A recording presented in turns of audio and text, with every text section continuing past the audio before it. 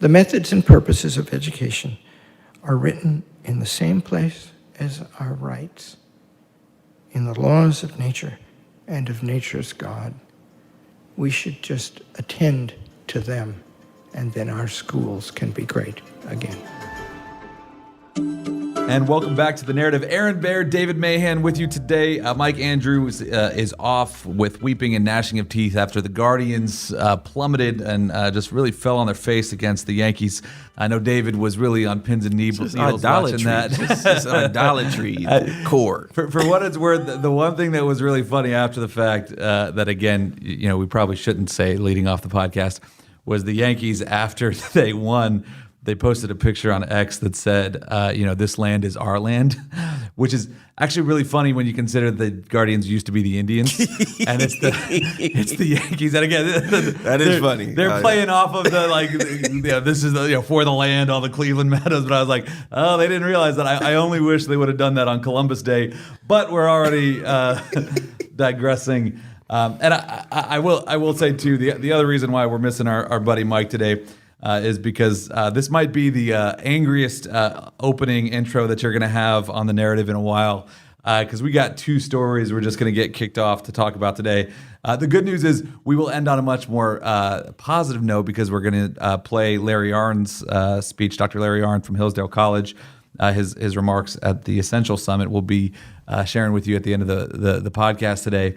But before we get to that, we just have a couple stories that we wanted to talk through. One was a new, they call it a study from OSU. It's hardly that first and foremost, because they're just basically taking stats and publishing a paper on what that one stat is. The headline on this OSU study that the Columbus Dispatch wrote a story on this week is U.S. infant mortality rates increased 7% in months following Dobbs. And of course, Dobbs is the U.S. Supreme Court decision from June 2022 that overturned Roe v. Wade, and they talk about how study finds the study found that there's all these babies now dying because we can't have abortion anymore because we didn't kill them. Because we didn't kill them. Thank you, David. Legit. I mean that was when the story when I got the call from the Dispatch asking for comment on this, and they sent over the article to me, and I started reading. I was like, Are they really asking this question? Because basically they're saying they're really bummed out that they had to see these kids die instead of just killing them in their mother's wombs, right? That's the end, the really sort of culmination of this study. The thing when I first read these stories that we're dealing with today, you get this impression that, man, they really love kids, right? Like, we've got these kids, 7% increase, they're dying. But at the same time, it's like, but they don't love kids, because the solution to this is to kill the kids. Right. It is the most insane narrative that I've seen in a while. And then we've got another study that basically is just as insane, where kids are the problem that we're having. That's why we're suicidal. That's why we can't, keep our jobs. That's why we are, mentally ill. Right. I just don't understand it. You can't have it both ways, but somehow they can. Right. Yeah. So you have these two stories juxtaposed against each other. One talking about the infant mortality rate, and then another story in the Dispatch talking about why aren't Buckeye families having kids? Why aren't married couples having kids? And this whole story is just filled with young people talking about how terrible it is to have children. Real quickly on this infant mortality rate story, though, before we jump over to the other one, the thing, there's a few things that really hit me with it. One, they were talking about how terrible it is that these kids are being born, because typically they're basically admitting they're doing all of this prenatal testing, genetic testing on these kids. And then when they see that, hey, this kid could have a genetic defect, they just recommend abortion, right? We know this is happening. And when the reporter called me on the story, I asked her, I said, the question here is, how many kids have we aborted that they thought had genetic disorders that didn't? Yeah. Because we've all heard those. I mean, I would imagine a lot of people know folks that have those stories of, hey, the doctor said that my kid was going to be born with a cleft palate or with Down syndrome.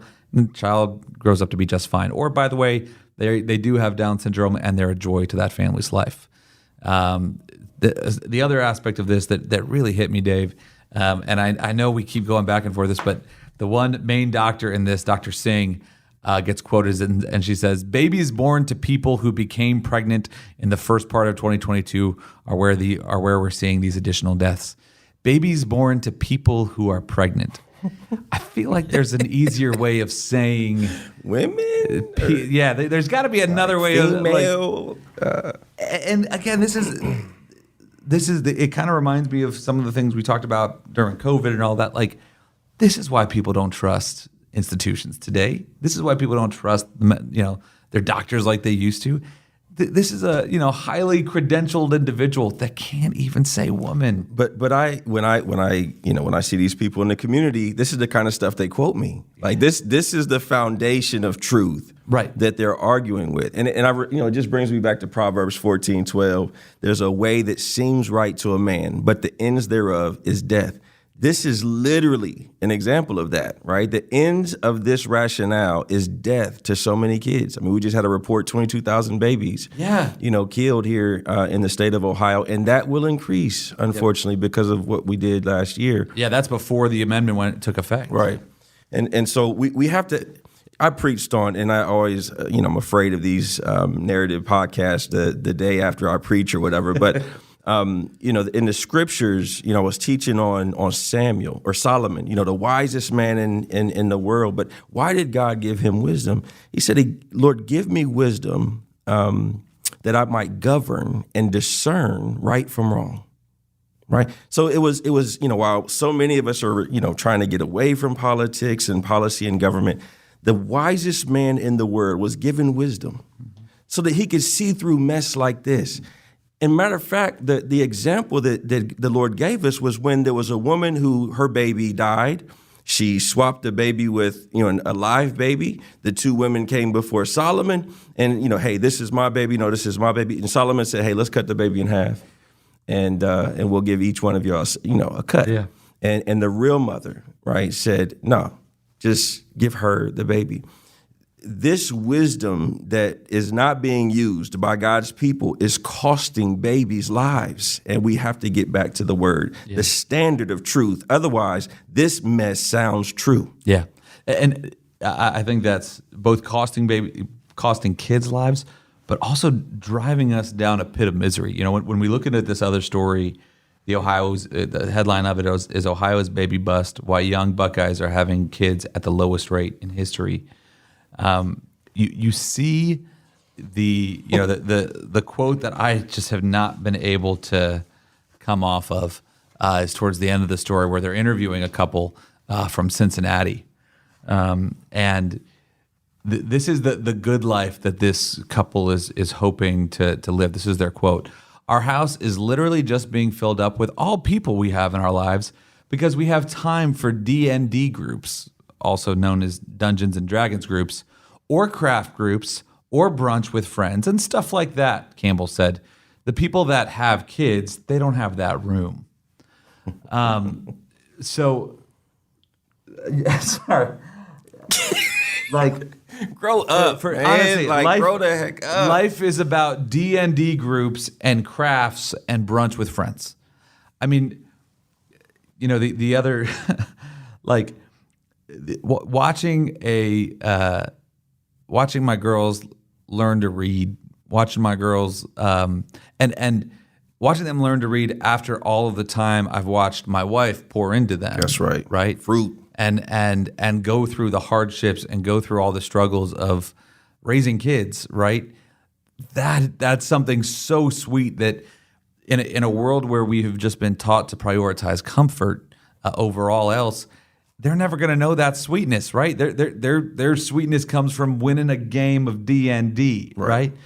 Which also, by the way, playing with toys, exactly, and also, by the way, too, I also have a lot of friends that have kids that still do game nights. For goodness sake, like what? And this is where, as as we sit here, David and I both have copies of this upcoming report we're going to put out on family studies and on family structure in 2024.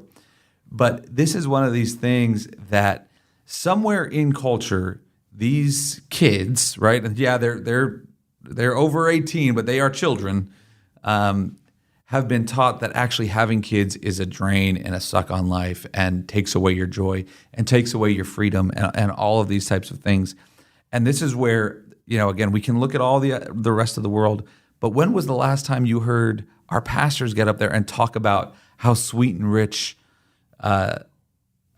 life is with kids, right? And life is with marriage. And yes, it's hard, but that's actually what makes it really good, right? Nobody ever tells a story. If you're sitting around with your friends and you're telling a story of something that happened to you, it's never just there's no good story that's like, yeah, I did this and this was great and it was easy and that was it. Yeah.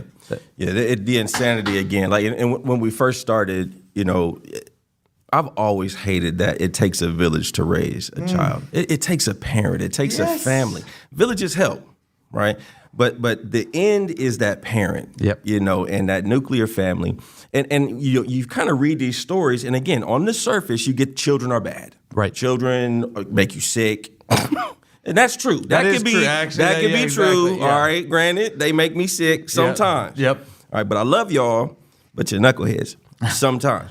But at the same time, they go back to that it takes a village to raise a child narrative, and they say, we just want to be the village. Yep. Right. So it's not that we don't value kids, it's we value yours. Right.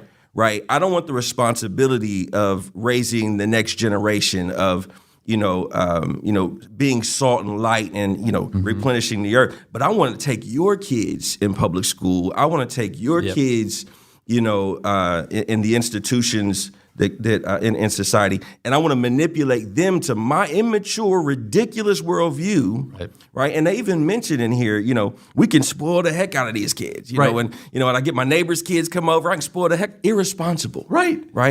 And everybody does that. My grandmother spoiled my kids, but she knew because she raised them. Right. She knew the responsibility of this. Nobody loves that child to the point where they will sacrifice their life than those parents. Right. And so when I spoil them, it's only to a point because I respect parenthood. Yeah. These people do not respect children nor parenthood, just to the value that they add to themselves. Yeah. And again, too, just the way we've taught these people about these children here about parenthood, about even just life generally. I got to speak at the Ohio Christian University Chapel a few weeks ago, and I kind of talked about this very issue. And one of the big things I said to them was, by the grace of God, because of what we do at CCV, I've gotten to connect with some of the most influential and powerful people in politics and also in business. And what strikes me, especially for those people over 70, when I ask them about how things are going, or I ask them about their life, especially for these guys that have made a lot of money in life, the first thing they talk about is their kids. The first thing they talk about is their grandkids. Nothing else matters. They don't talk about their accomplishments. They don't talk, and these are people that have some incredible accomplishments in business, in society, and things like that. They always, because that's the thing that brings the most meaning, right? And that's again, you can see when I read the story from the Dispatch and how they're sort of glorifying, these sort of freed young people, right? All you can see is really just a lack of perspective on what values, what matters in life. Yeah. And it's sad because again, they're going to grow old and not have that tie to meaning, right? And that in and of itself is a crisis for the church. Well, the beginning of the story is that the numbers aren't adding up. 1.62 birth rate when we need 2.1 to replace, ourselves in population. Right. And so again, it's, we value kids, but we just don't want the responsibility, of playing that role. 127,000 babies born in Ohio in 2023, 131,000 deaths. Right. Yeah. So we're dying 4, faster than that is, and I'll say, and this is going to be, CCV is going to put more out on this out later. But when I read this story was in the Sunday Dispatch. And when I read it, David, you mentioned there were about 22,000 abortions in Ohio in 2023. So just do that. That's some quick and easy math there. And what we found, the bottom line on this is that if you take the 127,000 babies born and the 22,000 babies who were aborted, that basically means 1 out of 7 children conceived in Ohio was aborted, right? 15% of kids conceived in Ohio get killed in their mother's womb. I mean, that I knew, obviously we knew those abortion stats were large, but I didn't realize that ratio in and of itself just on a hit me national like that. scale, there's a way that seems right to a man, but the ends thereof is death. Amen. So again, sorry this was a little bit more of a fiery, frustrated news segment for you today. Blame Mike because he wasn't here to cheer us up with his Irresponsibility. Exactly, right. His affable mindset. But all that to say, we do have a great speech for you here today. Dr. Larry Arnn from Hillsdale College came and spoke. Gave one of we have we did our post summit survey that actually Sam did for us, who's here with us from our comms team. We got our results back, and Dr. Arnn was one of the highest rated speakers. We do think some things went wrong on one of the highest rated speakers. Yeah, that's what I'm saying. I think we need to reissue it because David's survey results came back and got actually a 10 out of we had shout out to Rep Williams. Yeah, a ton of people filled out this survey. And David and I both did a track in Faith and Action. Me and Jason Sneed and Senator Rob McCauley did something on election integrity. And I got those responses back, and we got a 9.9 out of 10. And then I looked down, and I saw David and Rep Josh Williams talk was next. And they literally got a 10 out of 10, which is statistically impossible with the number of people that filled this thing out. So, again, it's like voting in Pennsylvania here, apparently, is how we do these results. Shout out to all my cousins and them. Yeah, exactly. Well, don't go anywhere. We'll be right back here on The Narrative. Hey, Narrative listeners. Christians in the marketplace today face more unique and challenging threats than ever before. Businesses are following woke capitalism, chambers of commerce are beholden to social justice, and secular activists are chipping away Christians' First Amendment rights. As Ohio's only Christian chamber of commerce, the Christian Business Partnership stands in the gap to advocate for, to educate, and to celebrate Christian business owners. Joining the partnership also allows businesses to provide their employees with healthcare insurance, workers' compensation, and exclusive banking and educational discounts. To find out more and to join, go to cbpohio.org. That's cbpohio.org.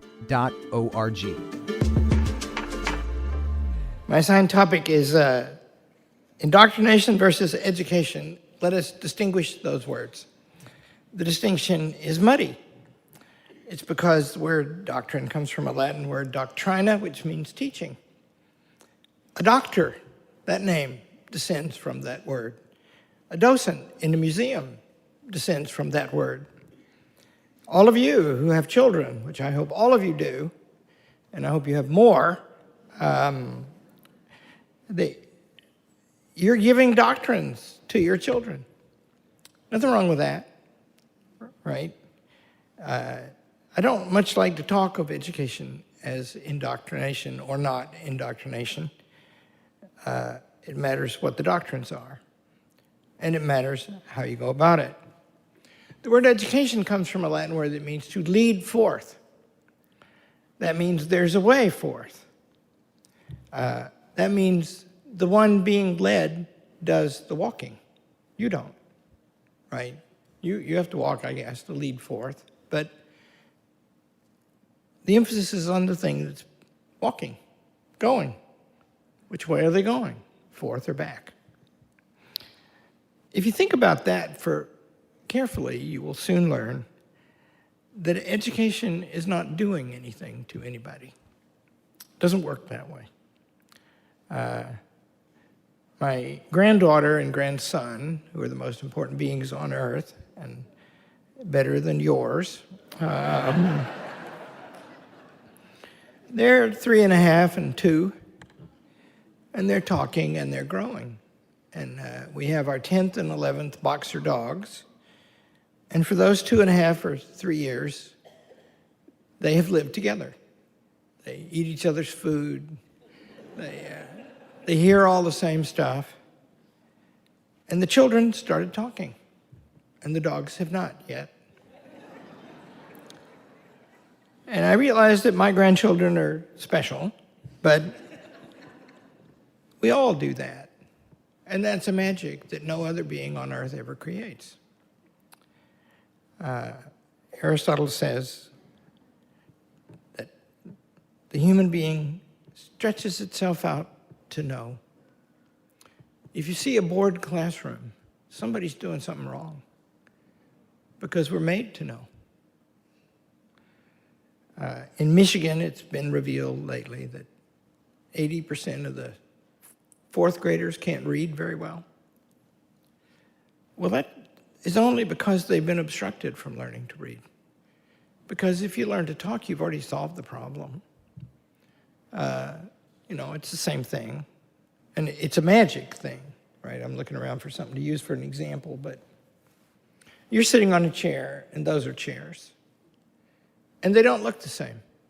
How do you know they're chairs? In fact, you never see the chair. You see chairness, and only you see it, the form of the chair. That's how you're able to use common nouns. The dogs can't do that. And you couldn't talk if you couldn't use common nouns, which means that we think in a different way. It's actually a divine way. The pagan classical philosophers, that's what they called it. And differently than other beings, and thinking is the same thing as talking. And so we're not only made to think in a different way, but we can share in a different way than any other beings on earth. It's magical. It's wonderful. It's divine. And once you learn that, then the way to learn reading is called phonics, which phonos is the Greek word for speech, sound, right? You just teach them that there are sounds that go with the marks on the page. And we have some 100 and some charter schools now, and a few private schools. One of them is the Columbus Classical Academy here in town. And we never graduate a kindergartner who can't read, because they've already solved the problem. Just show them what the marks on the page, how they sound. And they go, cat. Oh, yeah, you see. And every word like that. And the next thing you know, they're good at it, because they're made to be good at it. Even our experience is the ones who have some impairment. They just do more phonics, and they almost always catch up. If they don't, then they've got some severe impairment. You got to help them in some other way, best you can. Do you see from this that school is made to succeed? It should succeed. It can succeed. It did succeed for most of American history. What do they need to know? It isn't controversial. It's one of my main points that I've learned this being a teacher. My father was a teacher in Arkansas too, so I grew up with it. We don't actually have control of the curriculum. There are things that people need to know. And if you don't teach those things, then they'll be stunted. They won't get a chance. They'll learn a lot of them on their own, by the way. But this intense thing, when their lives are so curious and they have so much energy, don't lose those years, because that's when they're especially made to grow, which means to know. I'll list for you what the things are that you need to know. It's not hard. It's easy. The first thing every child needs to master, and every human being, therefore, needs to master, are what we call the human skills. They are reading, writing, and arithmetic. You ever heard that list before? Only people do those things. Those are direct operations of human reason. And we're made to do them. We can do them. The point of school is to get good at them. And that means you got to practice. It's work. School's supposed to be hard. By the way, if it isn't hard, they get bored. I can tell you, at our college, the way we advertise it, liberal arts colleges are falling apart all over the country. And we're on the demographic cliff. We're not having any babies. our applications go up every year. We can't beat them off with a stick, but the way we advertise is, you probably shouldn't come here. This place is hell.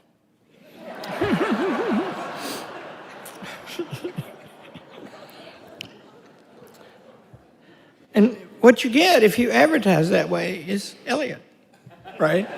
And there's hardly ever been an 18-year-old as ignorant as that boy. But he wanted to know. And we told him, go somewhere else, you'll get better grades. He goes, oh, I'm coming here, That's the ticket. That's what they want, too, see? They want to grow. They're made to grow. It's their nature, which that's a really great word. It comes from the Latin word that means to be born and grow. After the human skills, then you use those skills to get knowledge and build character. This is the Center for Christian Virtues. What are they? Well, come to find out there are 7 virtues, and 3 of them are specifically Christian. But they all act and react on each other, and we need them all. They are the cardinal virtues: courage, that means the right disposition toward danger. Because, danger hurts. We avoid it. We should. Are we prepared to do craven things to avoid it? Be cowards if we are. You have to learn that. You learn it, by the way, by practice. First, learn what it is. That's another thing. If you teach the dogs, which, by the way, we don't do very successfully, the dogs behave exactly the way my wife wishes them to behave. And that is cuddly, in your face, in the bed. In my family, I decide the important things, and my wife decides the unimportant things, and she decides which is which.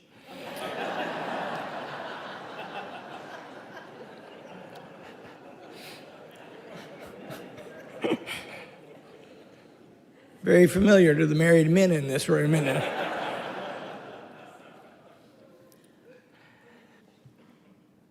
Children are different because you tell them what the goal is, and they adopt it for their own, and then they learn. Today, when we address ourselves to the great books, we tell them that they're of doubtful value because everything's of doubtful value, and we deprive them of the motive to read them. But at our college, everybody reads straight Shakespeare. Everybody reads everything like that, right? Doesn't matter if you think you're a math nerd or not. Everybody's going to study physics, chemistry, biology. Everybody's going to study history, literature, English. And if you tell them, this is hard and it's wonderful, but you got to work, they go, okay, now I got something to do. You see, everybody is like that. It's a human thing, right? So after you get good at the human skills, then you use them. Oh, character. The way you get courage, that's a hard virtue, is you read about it and think about it and imagine yourself in situations. And then you can't demonstrate it until you get into such a situation, which you will eventually. You're going to get hurt. What is your reaction to that? What's moderation? That's about pleasure. Will you give yourself over to the immediate thing? Because if you do, you'll be a slave. You can't ignore pleasure or pain, courage or moderation. You just have to build the right disposition toward them. And by the way, once you say that to any sane human being, which is almost all of them, they immediately say, yeah, that's right, I want that. You see? And then say, well, you're going to have to work to do it. Then you need justice. And that's doing right by others. Do as you would be done by. And you need prudence. That's being a good estimator of things. Because prudence, there are two, the intellectual virtues in the classics divide into the knowledge of things that change and knowledge of things that never change. The second thing is highest, and ultimately it concerns God. But the things that change are terribly important. Did you come to this conference? Did you make a decision about it? Did you spend some money? Did you devote the time? Because you had to make a choice to do all those things. Because you could have done something else with the time, and you've only got so much time and so much money. And so you made a calculation.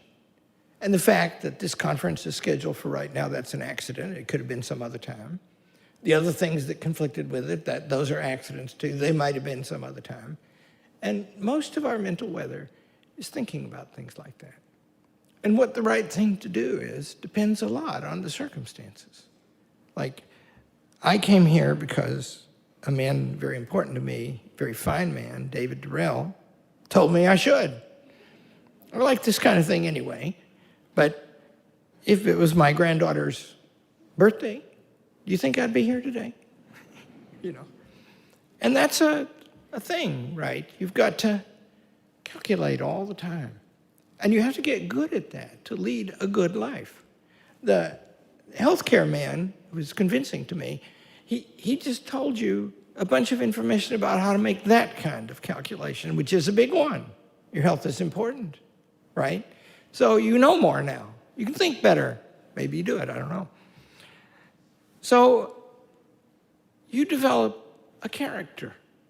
And in school, mostly you do it by talking about it. Also by dealing with others in the school. Also during recess, you know, where boys have fights and girls laugh at them. And all of that is them growing. And none of that is in any way controversial. Aristotle says if you can tell what a good horse is, you can tell what a good person is. And you can, even if you don't care about horses. I don't care about horses. But I love horse racing movies. Do you love them? Because they're always great. And they always have exactly the same plot. You know, and you know, they make you cry at the end. Seabiscuit won. So did Secretariat, you know? And when Secretariat comes around at the Belmont Stakes, 30 furlongs ahead of the incredible war admiral, and they play the music and they start quoting the Bible, you know what a good horse is, and you cry. And if you don't, your soul's not in good order.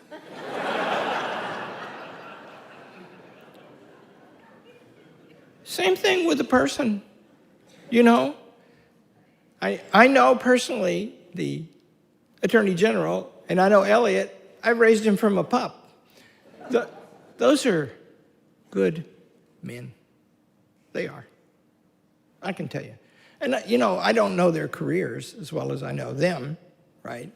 But I bet they're good at careers, but I do know these are good men, right?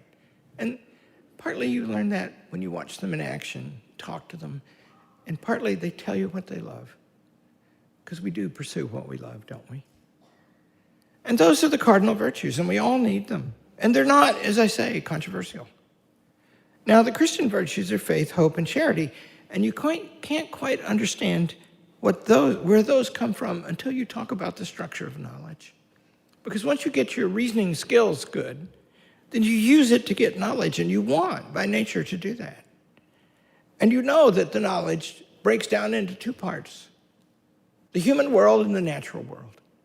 The natural world is all this, God's creation. And the subjects through which we approach them are physics, chemistry, biology, and math. Everybody needs to know about those things. Because, you know, how does the physical world work? Isn't it interesting to know?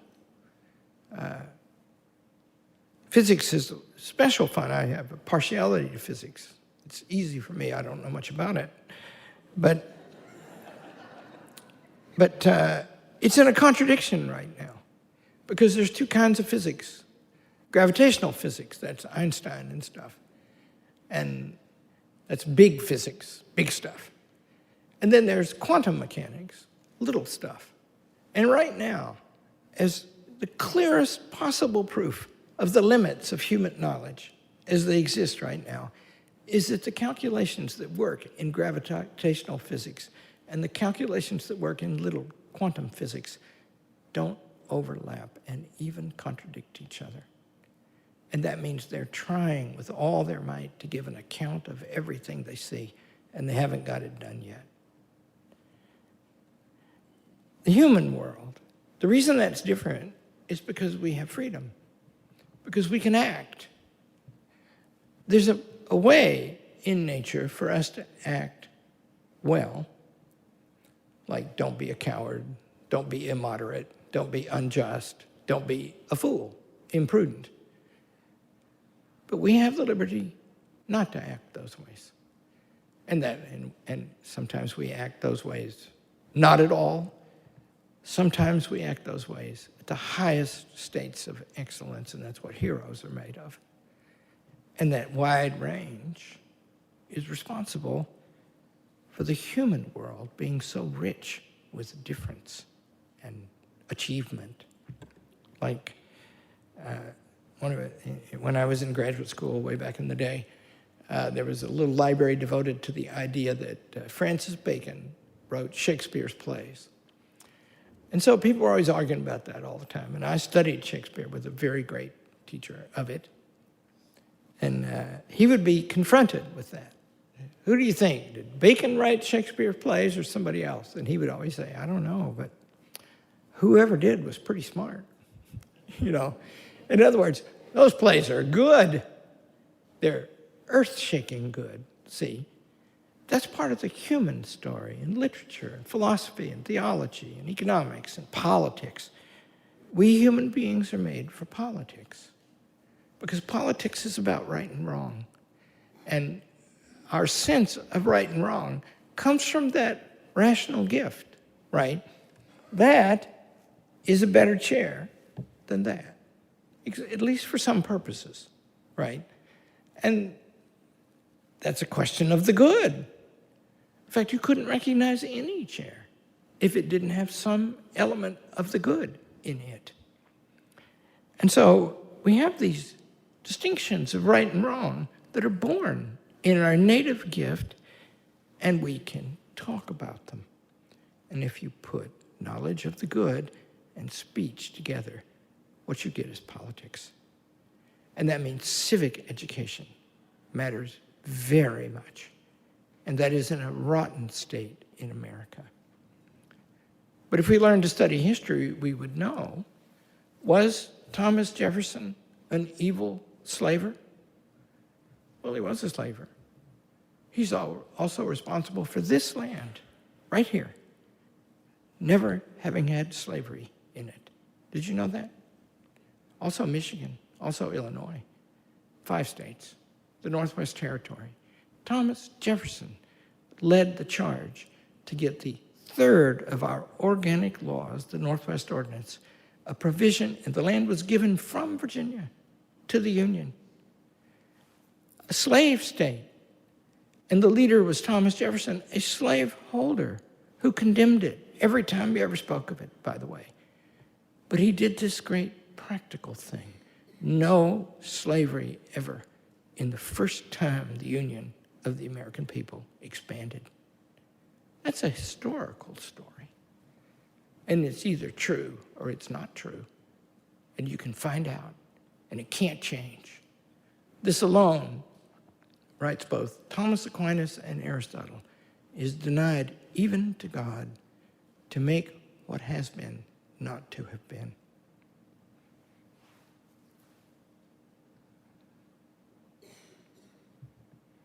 So my points are, you don't teach the young, you help them to know. They want to know.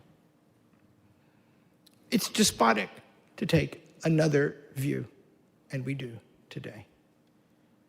More than half the employees in public education in America are not teachers. That's a shameful fact. In a charter school, it'll be 1 to 6 in favor of the teachers. Second point is that the good is evident, and we can see it. And it is delicious to figure it out. Did you hear the Attorney General say that he remembered? Students want to know and to grow. One should help them. The methods and purposes of education are written in the same place as our rights, in the laws of nature and of nature's God. We should just attend to them, and then our schools can be great again. Thank you.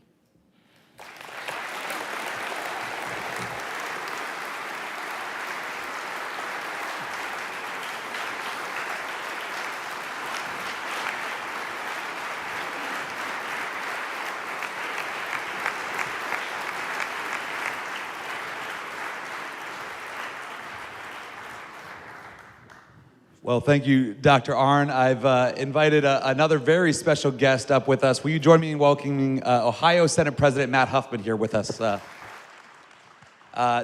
unpack a little bit of what Dr. Arnn laid out. Thank you so much, sir, for the time and for all you're doing at Hillsdale College. Mr. President, though, I would like to start with you. I think we have actually a few incoming state lawmakers here that are looking at how they make their impact in the state. And I think for a lot of folks around Columbus in particular, when they think of you and the time you've spent in the General Assembly, the first thing they come to mind is educational freedom, is school choice. And there's this issue of education has a lot of different aspects, and you've addressed a number of those throughout your time there, but educational freedom has sort of been the hallmark of it. Why is that? Why has that been such a priority for you? And why should that be a priority, especially for those of us Christians that are looking out at the state today? Well, I think the success of a society, in addition to having children, which I've got 4 and 9 grandchildren, 2 on the way, so just checking my credentials with you. Okay? Came from a family of 9. You can stay here, sir. Thank you. Middle child out of 9. I appreciate that for the time being, right? It really depends on education. And when we say education, we're really sort of in this bottle of what we think that is that's been created over the last 100 to 125 years. And for thousands of years, education wasn't about getting on a bus, going 4 miles across town, and going into a building with a bunch of strangers and trying to find your way. It was about, imagine yourself on this property 500 years ago, and you're a 12-year-old boy, and with all the other boys, you go trotting behind the oldest boy down to the Olentangy River and learn how to catch fish and how to mend your way. And all of the children are learning from each other, from their older siblings, from their uncles, from their parents. That's really the best way that people learn. And if you look at successful public schools, the most successful are mostly in small towns, places like Minster, Ohio, and Coldwater, where it is a public school, but it doesn't look very much like many of the public schools in Franklin County. That's a fundamental message that is being lost in the current makeup. We have an employee, adult, centered public education system instead of a child and family. And that's what I've been trying to pull apart for the last 16 years. Amen. Amen. So, Dr. Arnn, you said something that I really want to drill in on. You said, I've got to find it on my notes of exactly what you said. This is a question of the good. And this is one of the hardest things I feel like we deal with on a day-to-day at CCV, especially in the education space, is that we can't agree on what the good is. We can't agree on what a man is, let alone what the good is. I mean, again, I mentioned earlier about the city of Westerville City Schools kicking LifeWise out, and some of the comments you heard from school board members saying that teaching kids the Bible was not a good thing, was a bad thing. How do we get back to a common place in society where we can agree on what the good is? Well, we can't, and we never have. Right now is, first of all, there's always disagreements, right? I mean, some people think Shakespeare was not a good playwright, and there have always been people like that. But, by the way, if you can't win an argument with a man who says we don't know what a man is, then you're not worth your cornflakes in the morning. I mean, because that's a contradiction in terms, right? So we're caught, right? So right now is a time in American history, like two others that I know of, the American Revolution and the Civil War. We're divided into two hostile camps with a whole bunch of people in between, not as interested or having their minds made up. And those hostile camps claim opposite things. And we're going to have to resolve that argument. And the way we resolve it is by having it, right? In other words, like the Attorney General he confronts things directly. And even if he gets beat, that's a service, because we're either going to sort these things out by having the argument, or else we're going to fight. Better to have the argument, try to win it, right? Yeah, that's, human beings are free, right? They can think every kind of crazy thing. But if a thing is crazy, it ought to be demonstrable that that's so. And look, at the school reform movement that's sweeping the country, 15 years ago, Hillsdale College had never started a school, a K through 12 school. There's more than 100 of them now. And they're growing like wildfire. And they got a student body wait list half the size of their students. And that means there's a movement underway to get away from this madness. And I just gave you the argument, right? I think it's pretty good. There are people who don't agree with it. Let us argue with those people. So, Mr. President, as we look at this debate we have in Ohio, but it's really a debate that we have all over the country over what's going on with public education. I think for a lot of us, and we've talked about this around CCV before, we look at really even the baseline test results we're seeing in schools today, right? The National Association of Education Progress showed that nearly 2/3 of fourth graders nationwide aren't proficient in reading. We just had the state report card come out, and we saw again a lot of these schools that get some of the most money from the state, from taxpayers, $20,000 to $25,000 per child. They're still having passage rates on the third grade reading proficiency test of under 10% or under 15%. Can you talk a little bit about, it seems like a lot of times from the left, their answer for fixing education is more money. Why is it more money always the right answer? Or maybe it is. Well, the first thing to think is, if more money is the answer, then you should spend the more money on teaching children. The statistic that all of the money is being spent on administrators, which it is, in Ohio, the number of students has grown about 6% in the last 20 years. The number of public school administrators has grown 122%. So it doesn't make any difference how much money you give. You call it the Fair School Funding Plan, the Help Kids, whatever it is that you're going to do. If you say we want to have better math teachers and 10-to-1 ratios instead of 15-to-1, but instead you say, well, instead of that, we're going to hire 3 more assistant principals and a building coach and an assistant superintendent, it doesn't make any difference how much money it is. So the problem right now is in the structure. The members of, as indicated, the members of the teachers union, more than half of them are not teachers.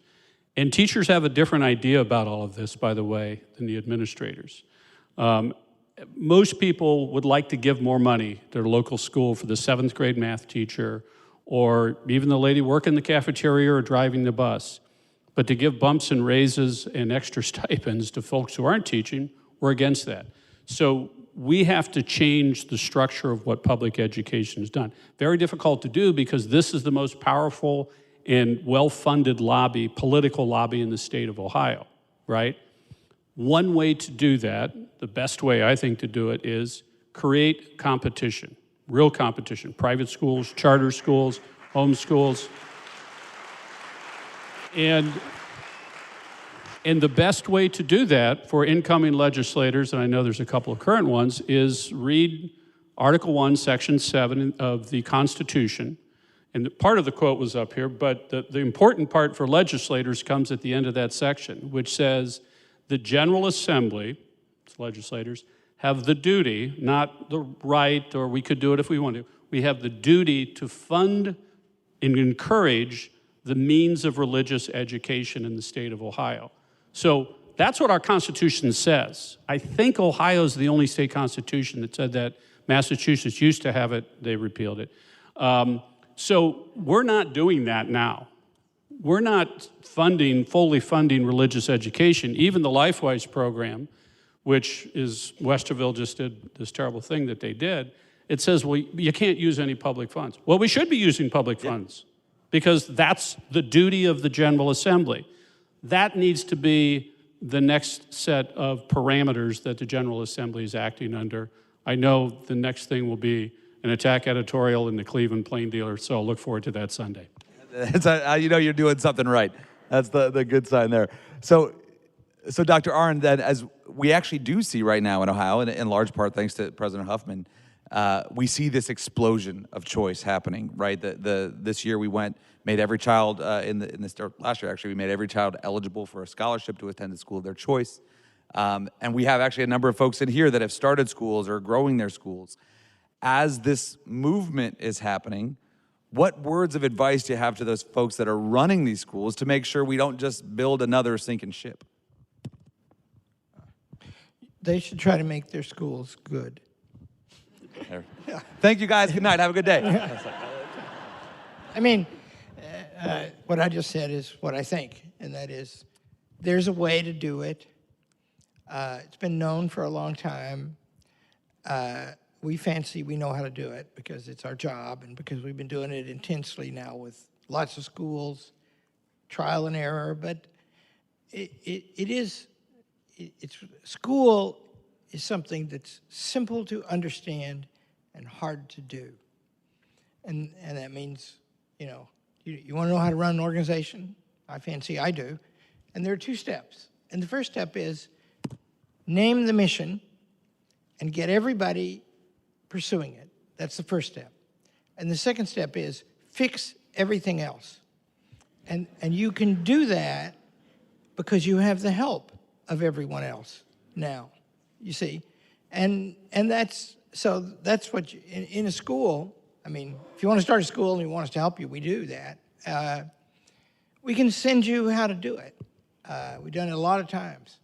And, it starts with some parents and other people in the community, and they, want to do it. It's a lot of work. It takes 2 years. And then you have to figure out how to apply for a charter. We can tell you that in Ohio. And then you have to start learning what the curriculum looks like. We can tell you that. And the curriculum, there's better and worse ways to do that. I listed everything in the curriculum right there. And I believe that there's no option about those things. Those things go in there. But then in what order and what grade level and all that stuff, that's details and they're important. And we can tell you what that is too. But it isn't, school is not rocket science until you begin to study rocket science. Then it is. Thank you, sir. So you can, I'm going to break every rule of a moderator when you can tell people are really, into the conversation. I'm going to bring up a topic that's going to make everybody maybe roll their eyes and sit back in their seats, but it's something very important, and that is redistricting. Hang with me here. Mr. President, there is a massive, another issue 1, another constitutional amendment on the ballot this time around, and it has to do with redistricting. And it has massive implications for everything we're talking about on education. Can you explain what issue 1 is and why you have so many concerns, why we oppose it at CCV as well, but yeah. Vote no on issue 1, and here's why. This is a plan brought to you by the folks from Washington, D.C. and outside the United States, largely funded by those folks, by the progressive left. It creates most important question regarding redistricting is who's making the decision.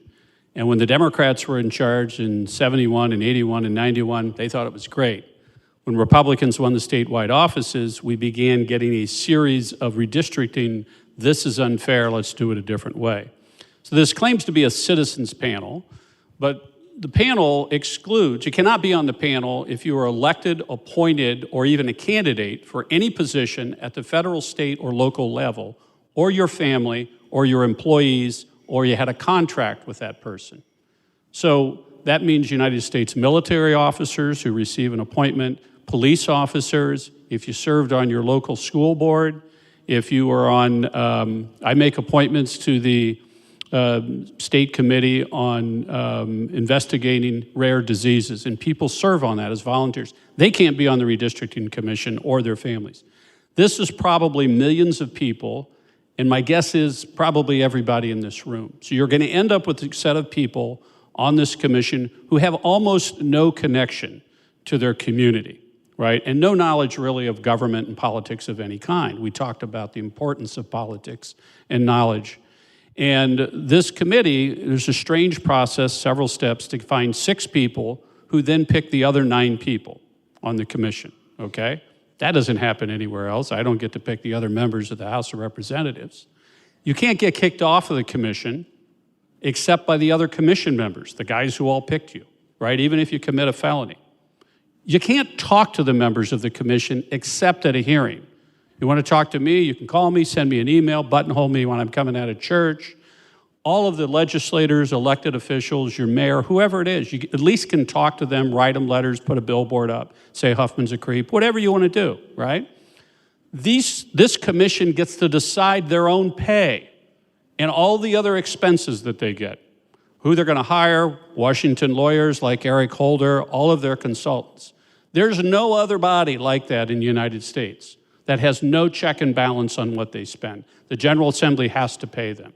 Finally, you can't sue them, right? Except on one small, only on a proportionality issue. So if they violate the Constitution and break the law, sorry, you're out of luck. You can't do that. Now, there's a restriction currently in the Constitution that population can be no more than 5% or smaller than 5% of the average size district. Seems fair, right? That's removed, and now the population restriction is whatever's reasonable. And guess who gets to decide what reasonable is? The people who can't be removed appoint themselves and pay themselves whatever amount of money, and you can't sue them over what reasonable is, right?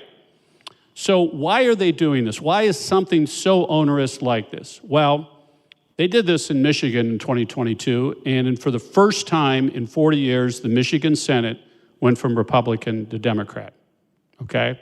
And of course, they also lost the House. So this is an attempt to take over the Ohio General Assembly.